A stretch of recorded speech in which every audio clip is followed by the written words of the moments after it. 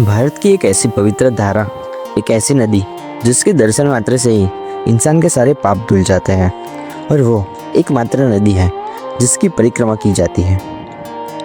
अपने पापों का शुद्धिकरण करने के लिए लोग गंगा नदी में स्नान करते हैं, लेकिन क्या आपने कभी सोचा जिस गंगा में हम अपने पाप धोते हैं वो गंगा नदी हमारे पाप कहाँ धोती होगी। कहा जाता है गंगा भी अपने पाप नर्मदा में आकर धोती है। ऐसी शक्ति है माँ नर्मदा। कुछ नहीं, मैं भी निकल पड़ा माँ नर्मदा की परिक्रमा करने। वैसे तो माँ नर्मदा की परिक्रमा शुरू होती है मध्य प्रदेश के विंध्य और सातपुरा के बीच में स्थित मैकल पहाड़ियों के अमरकंटक से, जहाँ माँ नर्मदा का उद्गम स्थल है, और इसे करने में कई महीने लगते हैं। लेकिन मैं इतनी बड़ी परिक्रमा नहीं करने वाला था। मैं करने वाला था उत्तर वाहिनी नर्मदा की परिक्रमा। उत्तर वाहिनी नर्मदा परिक्रमा यानी कि जहाँ से माँ नर्मदा का पानी उत्तर दिशा में बहता है, और हमारे हिंदू पुराणों के अनुसार जो नदी उत्तर दिशा की ओर बहती है वो बहुत ही पवित्र मानी जाती है। इसलिए मैं उत्तर वाहिनी नर्मदा की परिक्रमा करने निकल गया। मैं गाड़ी में बैठा हुआ था, बस मन में एक ही सवाल, क्या माँ नर्मदा ने मुझे पुकारा है। और ऐसे ही बहुत सारे सवालों को लेकर मैं पहुंच गया नर्मदा नदी के परिक्रमा के पहले कदम पर, यानी कि तिलकवाड़ा गांव, जहां एक मारुति धाम हनुमान जी का मंदिर है, और यहीं से शुरू होती है माँ नर्मदा परिक्रमा और वापिस यहीं पे आके पूर्ण होती है। वैसे तो बहुत सारे घाट से शुरू कर सकते हैं, लेकिन मैंने तिलकवाड़ा से शुरू की। मैंने माँ नर्मदा के प्रवाह के साथ चलना चालू किया, और बस एक ही नाम, नर्मदे हर।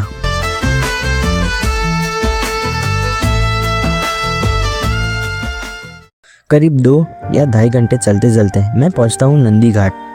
नंदी घाट पर नंदी महाराज ऐसे विराजमान थे जैसे कैलाश धाम में नंदी महाराज हमारा स्वागत कर रहे हो। यह एक मनमोहक दृश्य था। भगवान शिव का वाहन नंदी महाराज और उनके सामने महादेव का शिवलिंग। यह कोई मूर्ति नहीं, यह तो जीवन के एक आंखों से देखे जाने वाली ताकत है। और अब समय था माँ नर्मदा को लांग कर उस पर जाने का, क्योंकि मैंने आधी परिक्रमा पूर्ण कर ली थी और मैं पहुंच गया था रामपुरा। नाव में बैठा हुआ मैं सिर्फ माँ नर्मदा को जप रहा था और वहाँ की पवित्रता को महसूस कर रहा था। ऐसे ही माँ नर्मदा को जपते जपते और माँ के शीतल पानी को चीरकर पहुंच जाता हूँ नदी के उस पार। समय था सुबह का ब्रह्म मुहूर्त। इस समय माँ नर्मदा का पानी जैसे सदियों से बहते हुए भी हर रोज एक नई कहानी कहता हो, और उस नदी पे चलते हुए नौकाएं जैसे जीवन का सफर का प्रतीक हो। जहाँ शब्दों का शोर खत्म होता है, वहीं से माँ नर्मदा की कहानी शुरू होती है। ना उसमें अहंकार है, ना दिखावा। तो एक माँ है जो चुपचाप हर पापी को अपने अंदर समा लेती है। और इस तरफ आगे मैं वापस चलने लगा। उस बीच में आया तपोवन आश्रम। तपोवन आश्रम यानी कि शांति इतनी थी कि पूरी परिक्रमा की थकान यही दूर हो गई। यहाँ के वातावरण में सादगी और शुद्धता थी, और सादगी ऐसी कि आप उसमें घुल जाओ। यहाँ थी पेड़ की छाँव और मन की शांति।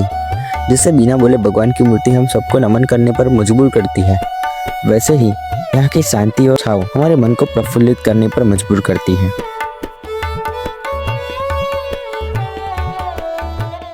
तपोवन आश्रम से नीचे उतरते ही तपोवन घाट आता है।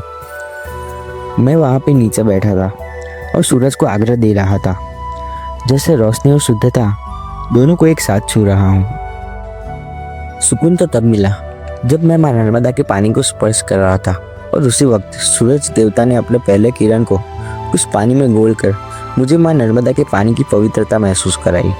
और यहाँ का मनमोहक दृश्य जिसको मैं शब्दों में नहीं बता सकता।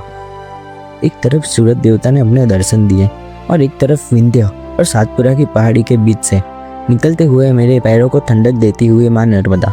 सच में इतना मनमोहक, सादगी और शुद्धता भरा दृश्य आज तक मैंने कभी नहीं देखा था।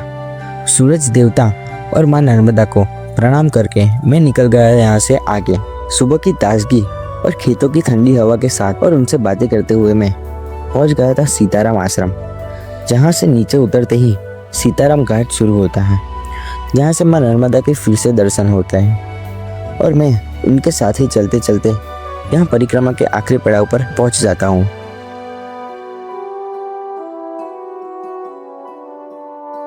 सीताराम घाट पर लोगों की भीड़ थी और एक तरफ माँ का शीतल जल और उसका प्रवाह जो मन को ठंडक देता था। अनुभव ऐसा कि एक तरफ जीवन का मोह और एक तरफ जीवन का मोक्ष। यही है माँ नर्मदा की विशेषता। माँ को देखते ही मन करता है कि संसार की सारी मोह माया छोड़कर बस माँ की गोद में आकर विश्राम करें। एक तरफ नींद की पहाड़ी और एक तरफ सातपुरा की पहाड़ी और उस बीच से बहकर आ रही थी माँ नर्मदा। यहाँ का जो दृश्य था इतना पवित्र दृश्य था कि मैं आपको शब्दों में नहीं बता सकता।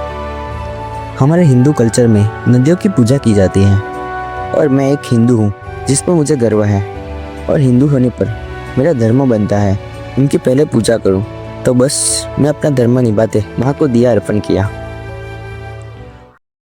पानी में बहता हुआ दिया जो साबिती दे रहा था कि माँ ने मुझे आशीर्वाद दिए हैं। ऐसे ही माँ के आशीर्वाद से मेरी परिक्रमा सफल हो गई थी और ऐसे ही मैं आगे निकल गया। मेरी परिक्रमा का आखिरी पड़ाव पर मैं पहुंच गया, उस घाट पे जहाँ से शुरू होता है तिलकवाड़ा, जहाँ पे सहराव के पास नर्मदा सेतु पार करके वापिस ऊपर मारुति धाम जाना था। और वो सेतु पार करने से पहले माँ नर्मदा के मंदिर के दर्शन होते हैं और वहां से शुरू होता है नर्मदा सेतु। और सेतु पार करके मैं पीछे मुड़कर सारी परिक्रमा को एक ही पल में याद कर लेता हूँ। माँ को नमन करके मैं वापिस मारुति धाम आ जाता हूँ और यहाँ पे पूर्ण होती है मेरी उत्तर वाहिनी नर्मदा परिक्रमा। यह सिर्फ एक यात्रा नहीं थी, यह तो अनुभव था। आत्मा से नर्मदा तक का एक ऐसा सफर जो मैं चाहकर भी कभी नहीं भूल सकता। यह थी मेरी नर्मदा परिक्रमा, एक ऐसी कहानी जो कैमरे से नहीं दिल से बनी है। नर्मदे हर।